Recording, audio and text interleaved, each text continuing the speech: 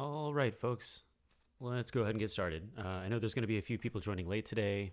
We had a bit of an unfortunate overlap with the Rocket Pool Twitter Spaces. I know there's a lot of Rocket Pool fans in our community too.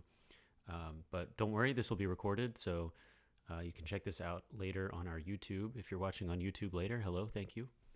Um, but we've got a lot to cover today, so let's go ahead and get started. Um, as always, we've got the agenda for today set aside in the announcements channel, and we're going to go ahead and get moving here with the top item on our list. Nick and I are going to discuss some of the legal uh, discussions that we've had recently with the different firms that we've been speaking to. We've spent at this point quite a bit of time with a lot of the different options that are out there. We've spoken to everybody from boutique small firms to some of the largest in the world, and we feel pretty comfortable that we've gotten a great overview and some really competitive and fantastic offers from some of the best legal minds in the world for this kind of organization. So with that, I'm going to turn it over to Nick, who has done a little bit more of these conversations than I have. We've both been into these conversations, but he has been gracious to take on a lot since I have quite a few different responsibilities. So he's been taking over a little bit more of the effort there. But let's go ahead and hear some of the options. Nick, you want to give us an overview of what's been going on so far? Absolutely. Yeah. So as Wander mentioned, we've talked to numerous firms from small to large, and I could list a couple of them here. I don't want to go through all of them, but this includes firms like Latham and Watkins, which comes extremely highly recommended, Perkins Coie, Ashbury Legal, Harris Bricken, Oric, Baker Hostetler, and Fried Frank. After having spoken to all these different firms, sort of two of them sort of rise up above the others in terms of both just their sort of collaborativeness, their interest in our particular project, their willingness to be flexible on billing and considering alternative fee arrangements. And those two at this point are Baker Hostetler and Fried Frank. Both are sort of full service law firms that really cover every single component that we may be interested in, from sort of securities law, regulatory compliance, general contracting type stuff, and of course specific knowledge in the blockchain ecosystem. Both firms have a lot of depth of experience in blockchain generally, and their teams are really well versed overall in the concepts. So that sort of helps cut out a lot of the learning curve that may be associated with a more traditional firm. Of those two, Baker has been extremely proactive about trying to work with us, give us really detailed breakdowns of how they would sort of think about our issues and questions. And Fried Frank has been also extremely engaged and collaborative. If I had to sort of give a recommendation to the community overall at this point in time, I would probably lean towards Fried Frank. I'm going to be putting together sort of a brief write-up for everybody to help explain the recommendation in more detail. But just to be brief here, Jason from Fried Frank has been really, really great. I think he's a fantastic long-term partner for us if we decide to go with him. The firm has a lot of staking specific experience. They do advisory work for some of the largest institutions in the crypto space, including Coinbase. And he's done consulting work specifically on liquid staking derivative products. So they have a lot of understanding of the liquid staking market. They have knowledge of Rocket Pool specifically as well, which I thought was really fantastic. And they're really, really interested in helping us and think our project's super compelling. And of course, they're also gracious enough to work with us on the billing side, giving us some discounts as well. Just as a general heads up to the community here, the approach we're going with here is sort of a two-phased approach. Phase one being an assessment of the current regulatory landscape, what we're trying to achieve, and what infrastructure we're going to be using for the first phase the NOA, more focused on Rocket Pool currently, but yeah, they're going to take a look at all those different factors and then try to come up with a optimal structure for us, both from a legal shielding standpoint as well as tax efficiency type stuff. Jason has a lot of experience with tax optimization, so that'll be great. Um, well, we haven't yet, obviously, settled on any particular structure. We have been having some interesting conversations about potential structures, and with Fried Frank, they've been thinking about, hey, how can we, sort of ensure that the NOA itself is either a fully nonprofit entity or as tax optimized as possible. And we think we at least have an interesting angle here in the sense that we can look at structuring ourselves similar to how some of the professional sports leagues or trade associations structure themselves, which is what's called a 501c6. That will allow the NOA in of itself, the NOA entity, to remain a nonprofit, to pass through revenues to all of the participating members of the organization, while also retaining some revenue to actually fund its own operations. This is what the NFL actually operated as for decades. I think the NHL, the PGA Tour, these are all entities that leverage this particular structure. And originally it was designed for business leagues / trade associations where the top tier meta organization is sort of acting as a entity that helps all of its participating members expand their businesses, collaborate, etc. So, we're not settled on that structure, but it's an interesting vein of thought, and it's sort of unique relative to some of the other more traditional paths you might take. This first phase is likely going to be in the sort of mid 5 figures range in terms of costs. And then once that phase is complete, we'll get a full estimate on the total cost for the actual execution and formation of the entity or the entity itself, as well as the types of legal agreements we're going to need to have in place with node operators, as well as customers, etc. So that's sort of the current status. Really excited that we're finally getting through this whole diligence process. It's been dozens of hours of calls and stuff. But if you guys have any questions, concerns, please feel free to either voice them here, reach out to me directly. Of course, once I put out the little summary paper, we can of course discuss it then, and ideally we can get a sort of community vote on who they would like to move forward with. So that's sort of the quick abridged overview. Yeah, thanks so much. As always, if you have a question, a comment, anything, feel free to raise your hand, and we'll bring you up. We want this to be a true community call. We're just keeping it gated purely for the sake of organization. But if you have something to say, just let us know. And also just a quick shout out to Christine, my business partner, who's been on a lot of these calls with me, and Wander as well. Yeah, absolutely. Christine is entrepreneur there, and we've really appreciated all of the help that everybody has sort of given us. There's quite a lot to get through on the legal side of things. What we're trying to do is very unique. This doesn't necessarily exist at this point in the blockchain community, as far as I'm aware. So this is something wholly and totally different than all of the other protocols and organizations out there. We're not trying to do something that is, enriching, the founders. We're not trying to create a simple developer organization or a DAO. This is much more complicated for a lot of reasons. And when we first sort of started this whole effort, I was, maybe a little underestimating the amount of complexity that this would involve. So, the whole process has been very thorough and so far, and I feel very comfortable that no matter which firm the community decides to go with, we will be in good hands. I think, sort of approaching some of this stuff is really complicated, but we're going to be having some of the best advisors in the whole business, no matter which firm we go with. So really looking forward to the materials that Nick and Christine may be putting together for us to evaluate as a community, and we'll be able to make a decision and sort of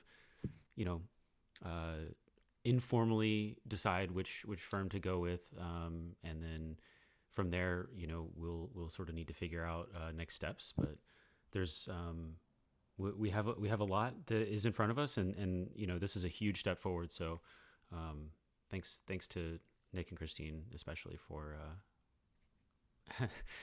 being there alongside me in this process, and Yeah, our in pleasure. some places dragging me through it. um, so uh, I'm not seeing any hands to chat, so I'll go ahead and move on to the next topic here today. We've got the DevCon panel and prep. So this topic kind of encompasses a couple different things. The first one is the panel itself that we've mentioned in the past.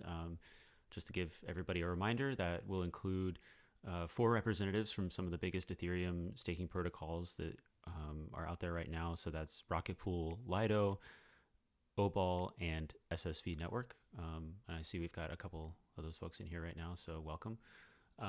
The panel is going to be focused surrounding a topic that is very near and dear to everybody here, I'm sure. The idea of small stakers and their interactions with these protocols, what to expect, what the qualifications are, all these kinds of things. So this is a really great opportunity for the NOA, that we're able to get a full 60-minute slot at DevCon. It's a big honor, and it's a really great opportunity for us from a business development standpoint as well as a networking standpoint.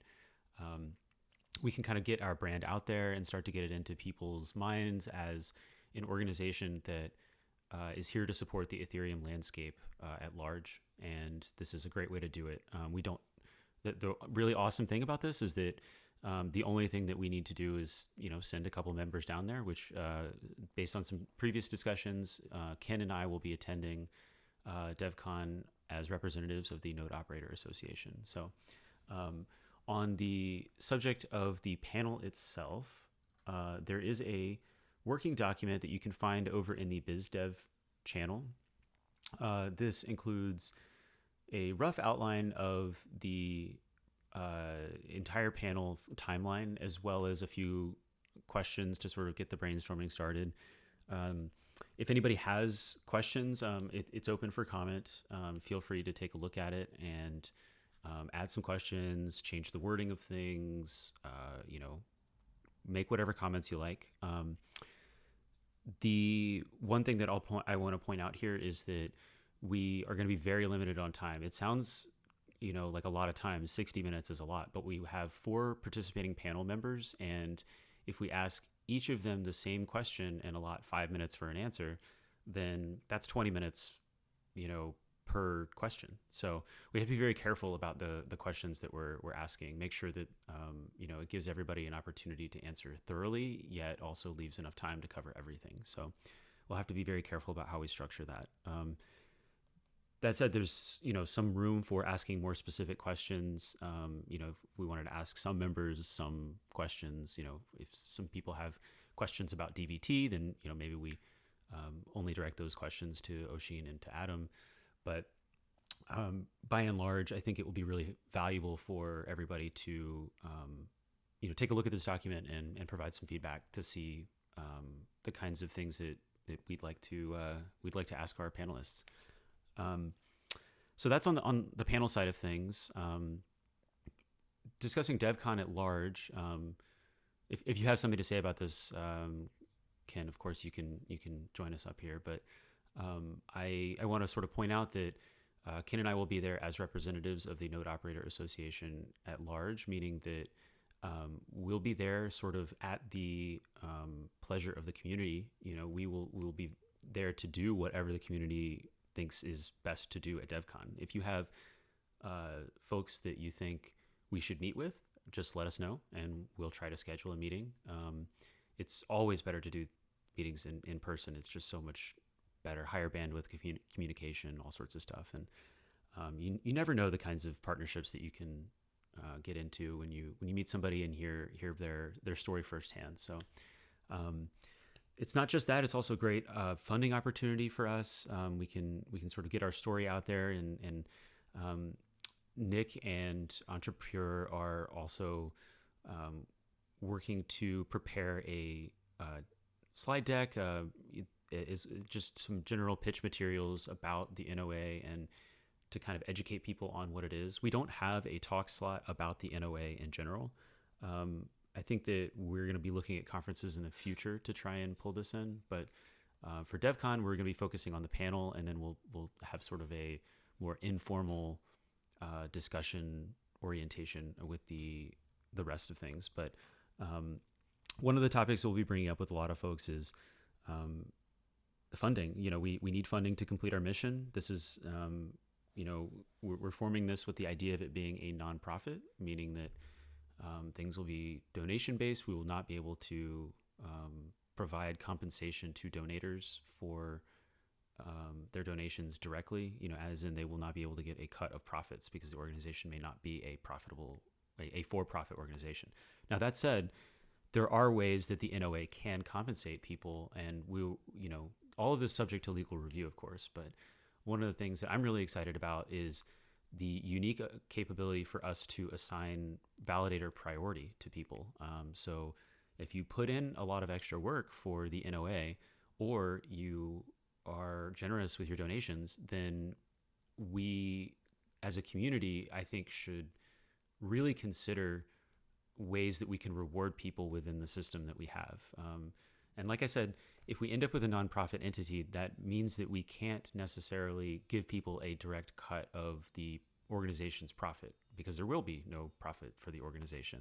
There may be an operating budget. Maybe we take a little bit of a cut just to sort of maintain staff, or pay the attorneys, or pay CPAs, or what have you. But there are other ways of doing things that we're going to try and get creative with this stuff, and I suggest to the community that we should be giving this some thought. How can we provide value to the people that donate their time or their money to the Node Operator Association, which is something that hopefully will end up being a greater good for the whole ecosystem. And so, we need to find ways that we can sort of incentivize this, even if we can't give people a cut of the profit, basically.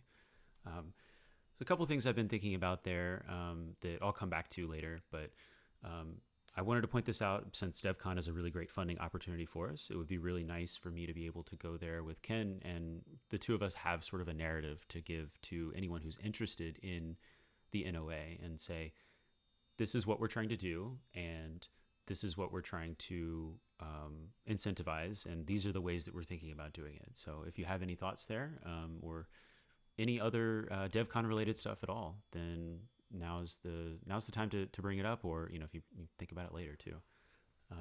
Ken, do you have anything to add to this?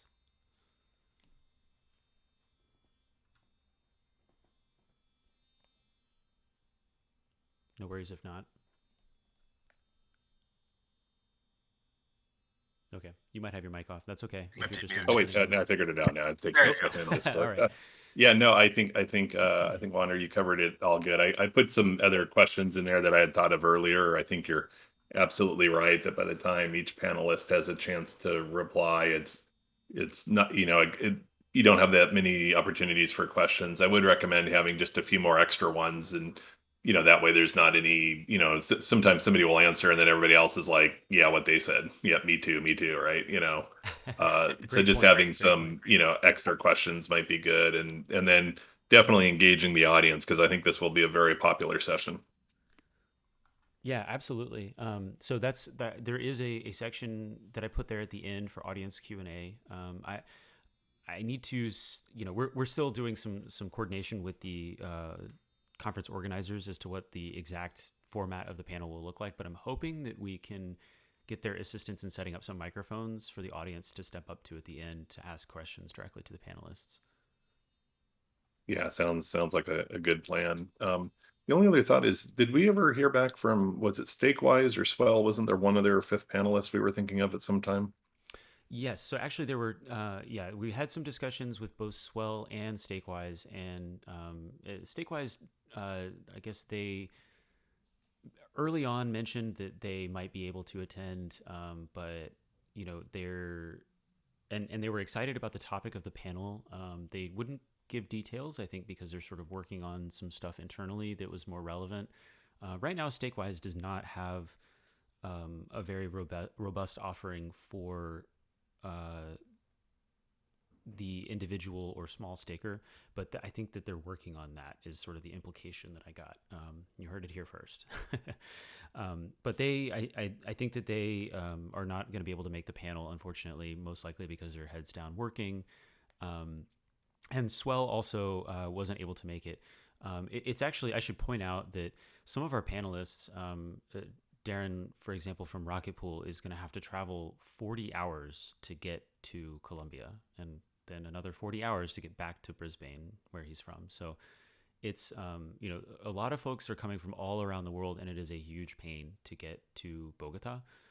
It's really easy for those of us that live in the United States or in South America, but if you live in Europe or Asia or Australia, it can be quite the journey. So Swell, unfortunately, they are based in Australia, and I think that they were hoping to come, but since they've also recently launched, they are focusing on their product, and I don't think that they can really spare the time. They asked if there was an option for us to have them participate digitally, but I haven't heard back from the organizers as to whether that's possible, and I think at this point it may be inadvisable for us to sort of shuffle that around too much, and adding other panelists it makes things more complicated. So unfortunately, I think that means they're going to have to sit out, but we're still going to have a great panel of 4 fantastic participants, so it's going to end up looking great regardless.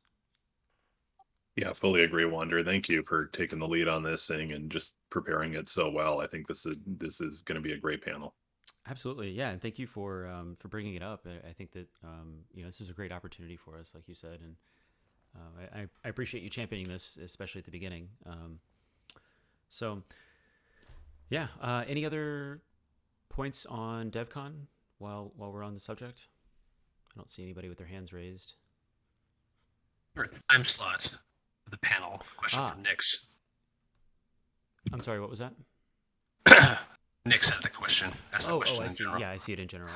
Yes, Nix, there is a time slot is on the first day, October 10th at, I believe, 4 p.m. I'll need to, absolutely. I'll double check that. I believe it is October 10th at 4 p.m. I'm gonna. Yeah, and I've been given the impression that although maybe they can't remotely have panelists join as panelists or whatever, but I do think their intent is to live stream as many of these talks and presentations as possible, so people could probably view it in real time. Ah, excellent. Okay.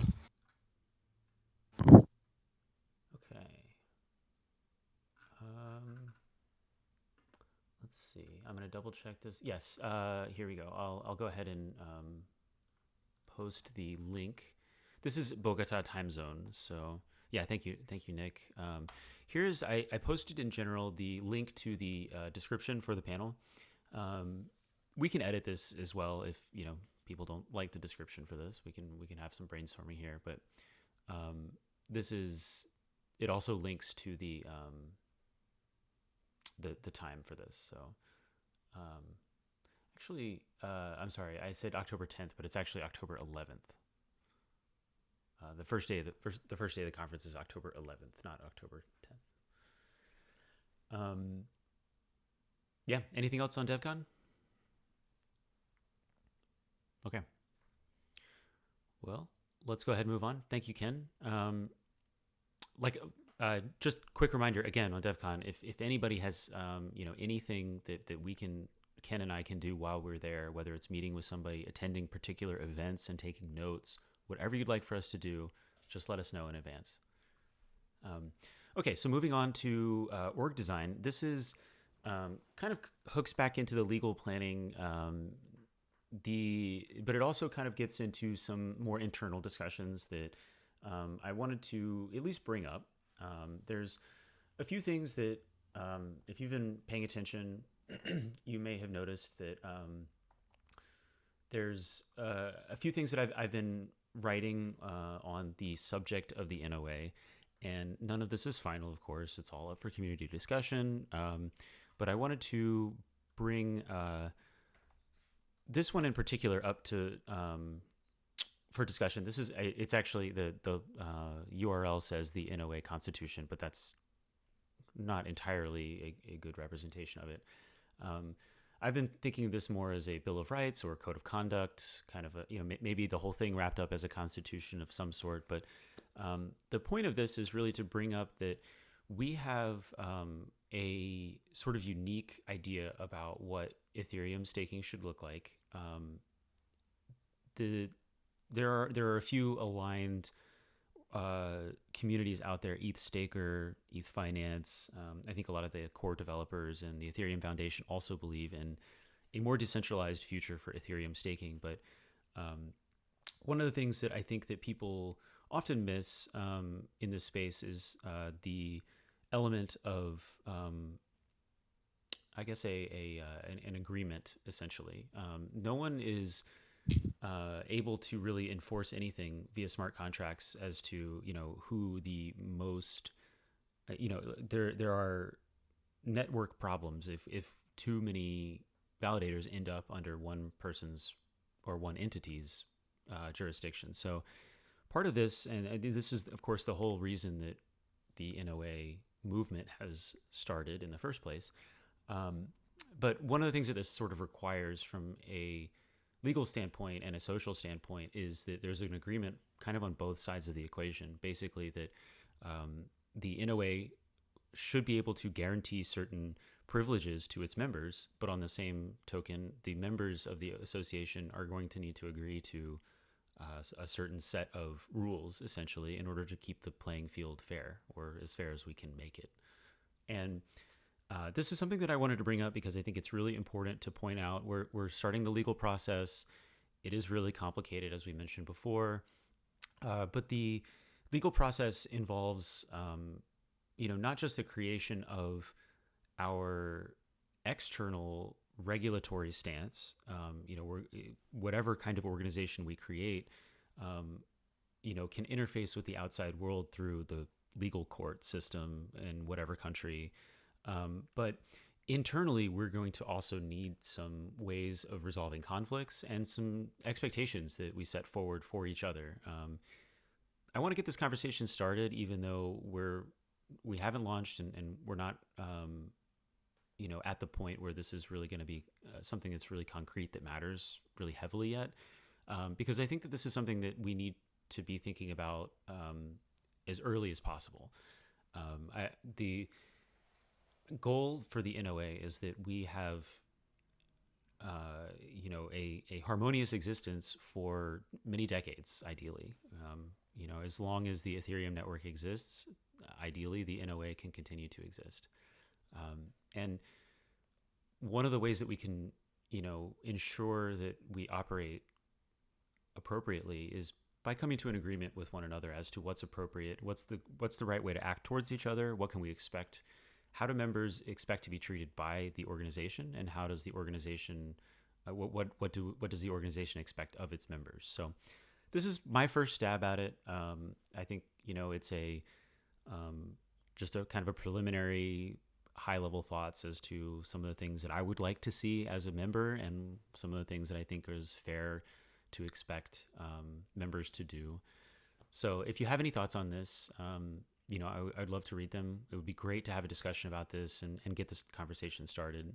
It's unlikely that we're going to come to a final decision as to what this looks like without the help of our legal advisors. Most likely there's going to be some specific legal contracts that we have to enter into, because none of this can really be, some of it may be, but much of this is not going to be able to be enforced via smart contracts. We're going to have to set a broad set of legal contracts as well for members. And this is, I know, something that's a little disparaging for people to hear sometimes in the smart contract driven space. But there are some things that smart contracts can't do, and or at least not yet. So this is my first stab at it. I would really love to get people's feedback. And if you have any thoughts on this now or in the future, definitely raise it on up. Just one more thing to add here. In the long run, obviously we want to, decentralized governance as much as possible, right? And with nonprofits, you usually have some kind of board of directors type, foundation-esque type structure, right? And I'd be very interested in the long run having some kind of legal entity wrapper around a DAO that's all of each member's participating in that DAO, and there are ways, I believe, after having talked with many lawyers, to ensure that group decisions made by the DAO legal entity can be enforced or can be forced by the entity upon the directors of the nonprofit, right? So we actually, any director is legally beholden to the decisions being made by the DAO. So these are all things we're going to continue to explore as we move forward. We just needed something up front that's optimal for where we stand currently. But if we're trying to avoid issuing tokens and financializing governance, and we're more interested in looking at interesting identity-based solutions in the future. I think that we can create a really robust decentralized governance system that is not easily gameable by financialized actors in the space, and reduce our our attack surface for all these various attack vectors that you see out there today. So it should be interesting. Yeah, that's a really great point. Yeah, and thanks for bringing that up, Nick. This sort of, like I said, this kind of ties back into the legal structure stuff, and all of this is kind of at the it really will depend on the advice that we get from whichever set of attorneys that we go with. But um, I'm of the same mind. I really do think that there needs to be a clearly defined set of rules, essentially, or agreements that um, everybody can expect a certain outcome up front. And one of the things that's really dangerous, I think, about the smart contract infrastructure that we're building upon at a core level from a tech standpoint is that there's a lot of potential for exploitation, and the legal ramifications for that are really murky. If someone in an unincorporated DAO um, is put in charge of a treasury, there are some community expectations out there as to what should be done with that treasury. But if there are no legal realities that enforce that, then it gets difficult quickly to ensure that people's good behavior continues forever. Even if the first person put in charge of the treasury, or the first group put in charge of the treasury, acts with the greater benefit of the organization in mind, it may be difficult to ensure that forever without some kind of legal framework assigned to it. So this is something that I've been convinced of really heavily in the last few months here. I think that we need to create a set of expectations for ourselves internally and how we act towards each other, and that's kind of the core of what we're trying to do. Essentially, at the end of the day, is build a network that builds a better Ethereum network, builds a better financial infrastructure network in the long run. So that needs to start with us enforcing good behavior on each other too. So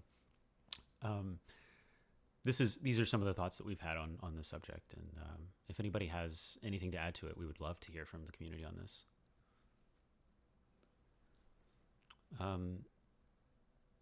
I saw. I'll address a couple of things. I saw some folks mentioned in the chat here.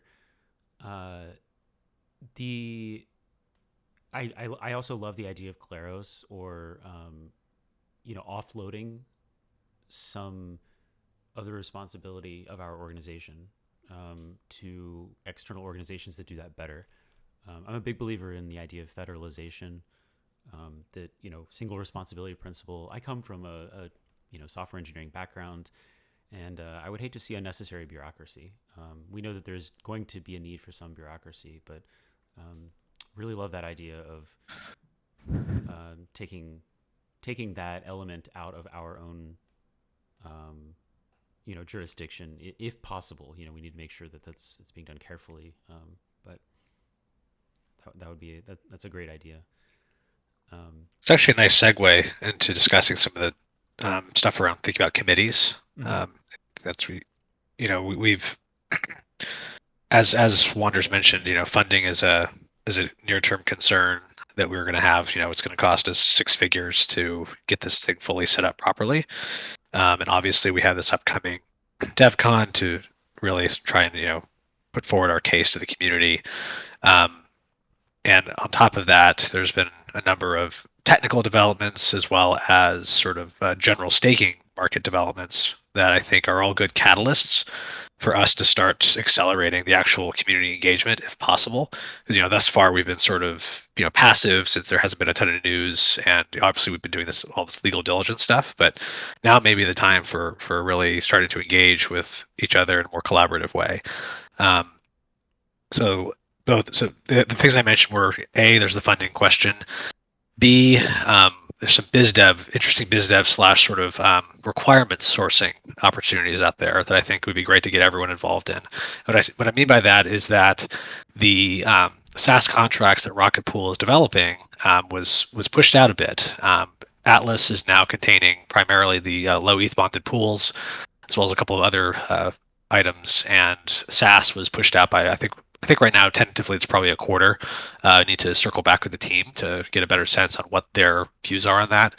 And while of course that was a bit disappointing, it does open an opportunity for us to actually go out to the marketplace and talk to more entities out there around what their sort of needs and requirements are regarding a staking provider. And why I'm bringing this up is also due to the fact that recently last week you saw that Alluvial / Coinbase / Kraken / Figment announced their sort of liquid staking collective, which is a much more heavily regulated form of liquid staking protocol aimed at large institutional investors. While we want to obviously preserve Rocket Pool's decentralized ethos and all that good stuff, there may be an opportunity where we can take a look at some of those more stringent requirements and maybe ingest some of those requirements and have the Rocket Pool team take a look at them and see where can we actually integrate some of this into the SaaS contracts. It would be a shame if they released a product that allowed us to sort of serve a decent portion of the staking community, but there's this huge new wave of capital coming in from more serious institutional players that we couldn't necessarily conserve at all, right? So there are some interesting, clever ways we may be able to provide staking services to these entities that preserves their need for sort of KYC, AML type stuff without corrupting Rocket Pool's core ethos and design. So along those lines, we were thinking about committees around both fundraising, so thinking about potential grants out in the ecosystem, thinking about potential interested donors in the ecosystem, etc., and coming up with good targets for Ken and Wander to speak to in Bogota, as well as just setting up general calls.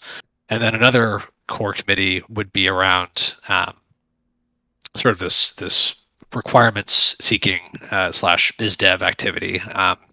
Do you know institutional entities or investors who are interested in staking that would be open to talking with us about what their requirements may be around interacting with staking protocols at all from a regulatory legal standpoint? Obviously, a lot of us probably don't have those contacts, but if you know others who do, it would be hugely valuable for those contacts to be surfaced to us so we can start to have those conversations. And it would be great if after a month of conversations we can sort of present our findings to the Rocket Pool team, and they can choose to act on those as they will. Maybe a couple of things are of interest, and just want to be proactive, right, and really add value to the back to the Rocket Pool community, since so many of us have come from that space. Yeah, so not sure.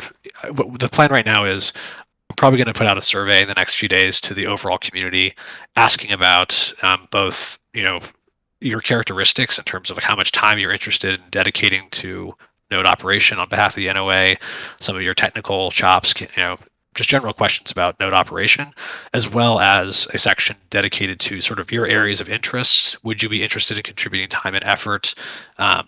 What are your skill sets, etc., so we can sort of have a better mapping of the understanding of the general community when it comes to sort of setting up these initial groups of committees, and then also, if we have some interesting stats from the survey, we can include those in some of our presentation material that we bring to that Mike and Ken bring to Bogota. So sorry that was a lot there, but feel free to give feedback. Yeah, absolutely. Just to quickly sort of summarize, the goal would be, essentially, I think what Nick and I have discussed and what we'd like to propose is that it would be really nice to get a couple groups of community members together to sort of take on some of the work that needs to be done. Even though that we are far from being able to launch a smart contract protocol at this point, well, not very far, but we are. We're not, we don't have a specific plan to do that, in the very near future. That doesn't mean that there's no work to be done. There's a lot of work to be done. And, some of the areas that Nick mentioned, fundraising is a big one. The whole community could really help with this one. I mean, you can go out and find other folks that are sort of interested in Ethereum staking and decentralizing it, and say, put your money where your mouth is, basically. This is a great opportunity for that, grants, et cetera, et cetera. But having people meet, once every couple weeks or so, just, for a short meeting to kind of go over some of the opportunities that are out there, and, actually put some effort into chasing them down, I think would go a long way to accelerating our mission here. So that's one, the fundraising, and the other also on sort of gathering some contacts for the future, so that we can make sure that whatever we do, whichever product we launch, can capture as much of the market as possible, and we're not going to be locked out by not talking to people in advance and saying, what do you need in a protocol that you're looking to stake with. These are the kinds of things that the more people helping, the better. But we're going to do what we can to try and organize some of these things, and kind of get these little autonomous groups going as much as we can. And like I said, we don't really have a compensation framework available yet, but that's another one that would be really helpful. We there's a lot of R&D that I think needs to be done on the idea of how do we incentivize people to participate in the Node Operator Association. Does that mean we take funding in and create a administrative staff, that works on this full time, and we pay people to work on everything, or do we try and keep it lean and instead approach it from a different perspective, incentivize people via validator allocations, maybe a little bit of both? All these kinds of things would be really great to get community support on. So if you're interested in helping out any of this at all, it could be a very, very minimal commitment. It does not have to be a whole lot of time, but it would be extremely helpful. And if things bear out the way that I think everybody wants it to go, then your participation here would hopefully be compensated down the line in some form. So that's we kind of wrapped up the org design and the technical update all in one there. If you missed it, the SaaS contract stuff has been slightly delayed on Rocket Pool's end. They're essentially in many ways doing a lot of work that we would have to do, so we're very thankful for them regardless. And this extra time that we have, we can use to our advantage anyway. So that's just a quick summary there. I don't see any hands raised, so I'm just gonna. Oh, Yep. Okay, so we'll keep going. Next up is the website. I put this in here because this is sort of just like a little drop I wanted to mention to the community. We have a very bare bones website at the moment. Really appreciative of the folks that have spent some time getting that up and running. But one of the things that I would really love to have going into DevCon is a website that is just a little bit more fleshed out, so that when people that I talk to at DevCon, that Ken and I are speaking to, when they go to our website, they have something that kind of reminds them, oh yeah, that's what this organization is. This is what they're trying to do. That's why their logo is a shield, because they're trying to defend decentralization of the stake on Ethereum. These kinds of things don't necessarily take a whole lot. Just a few little blurbs on the website to kind of explain what we are, who we are, what we're trying to do. this would be really helpful. So Ben V and Owlot, I know the two of you have put some effort into the website in the past. Really appreciate your contributions there. If anyone is able to help with this effort, please just let me know and or post about it, and we'll try and get this going. Hopefully, it shouldn't take a whole lot of time and effort to get this move forward. Just to push the bar forward just a little bit before DEF CON would be really great. Oh, I see Owlot's typing, so I'll give you a second.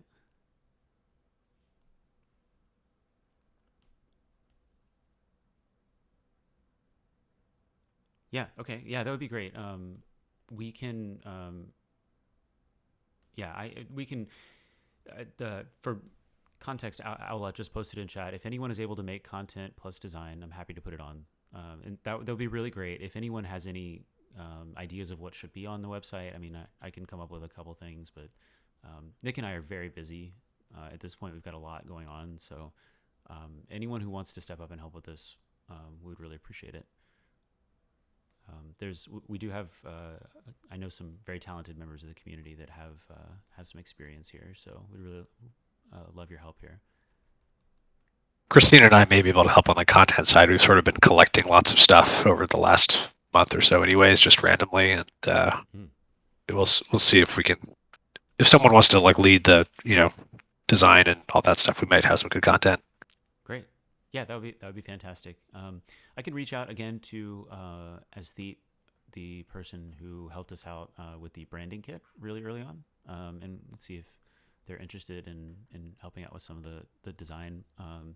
I know there's a few folks in the Rocket Pool community too who have stepped forward with trying to do some rebranding there, and we can reach out to them. Yeah. I think we could probably reuse some of the content we end up using for any type of deck that you bring. Yes. Easily translate.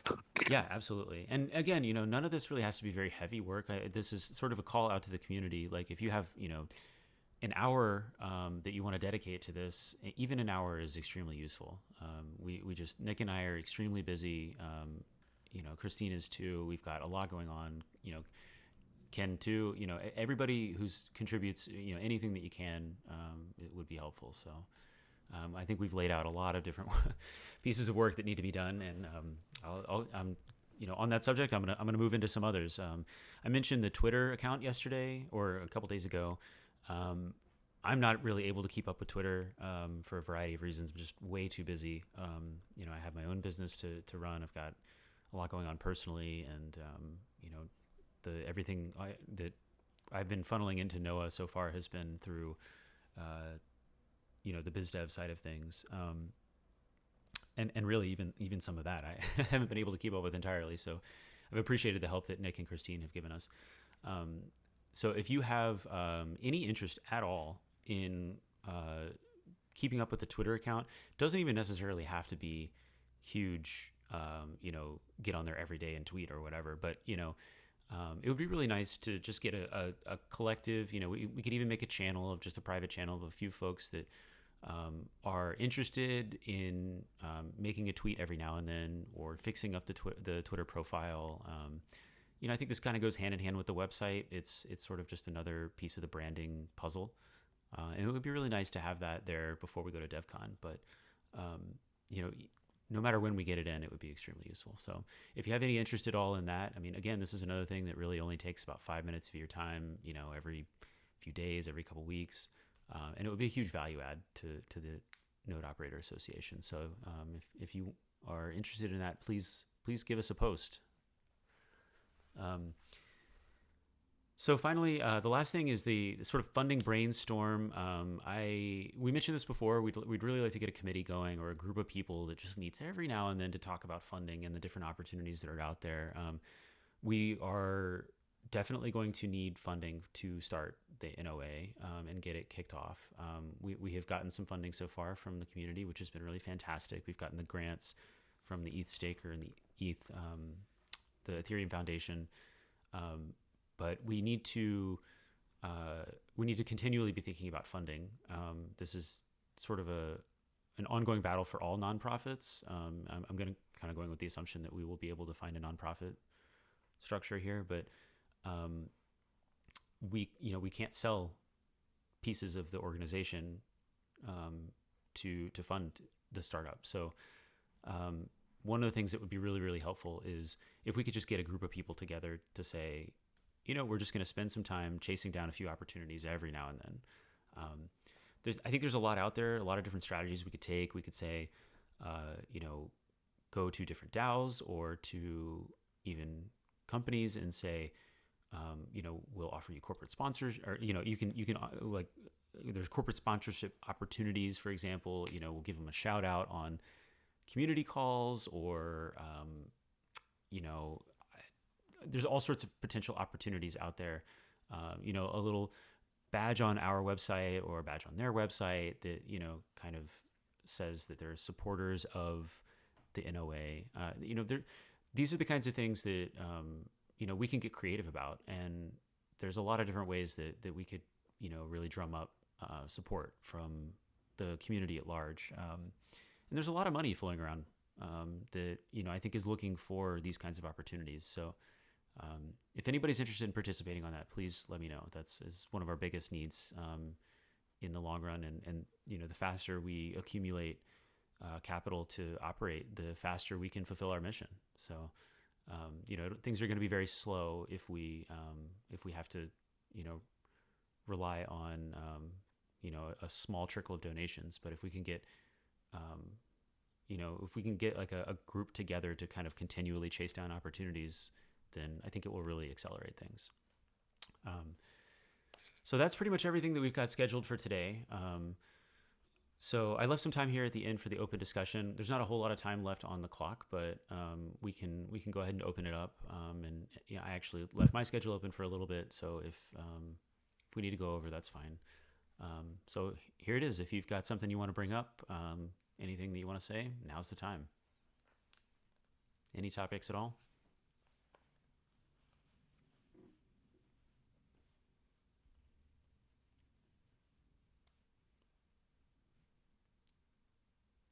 That includes disagreements. We're not here to dictate anything. Absolutely. Yeah. Actually, I really want to emphasize that we are, Nick and I are volunteering a lot of our time. And so far we've had a lot of influence over the way things have gone. But if you don't like that, then please let us know.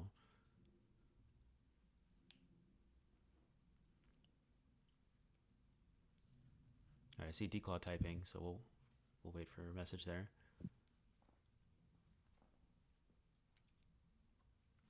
Everybody's watching you, no pressure.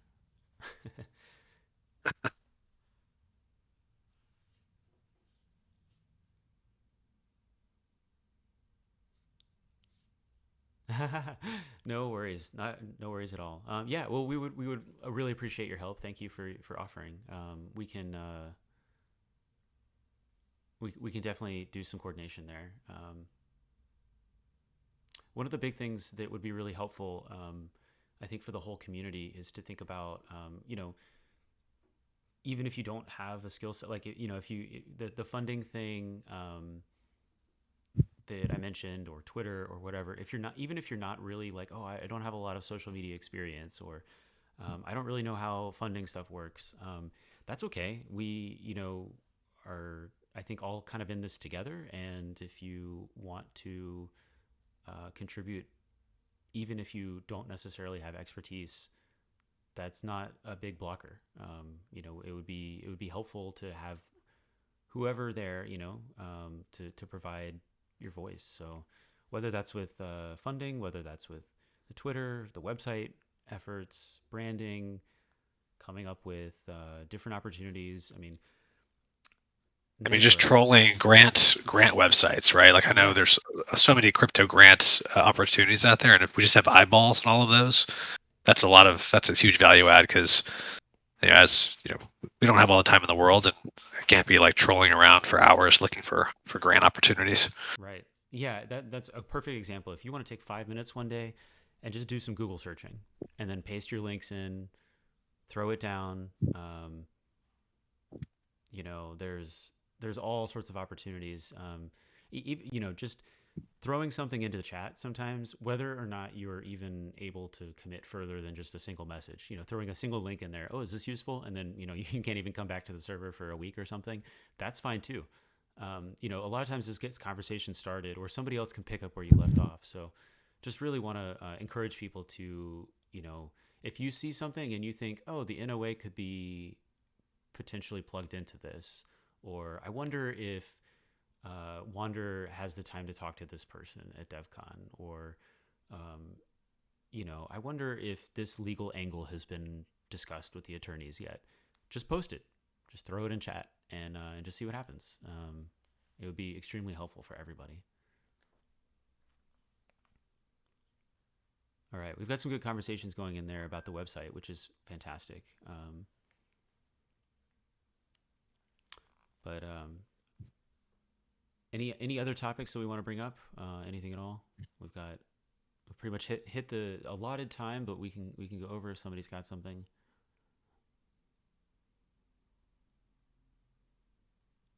Not seeing anything. No hands raised at this point. So, all right, I think I'm going to go ahead and call it here.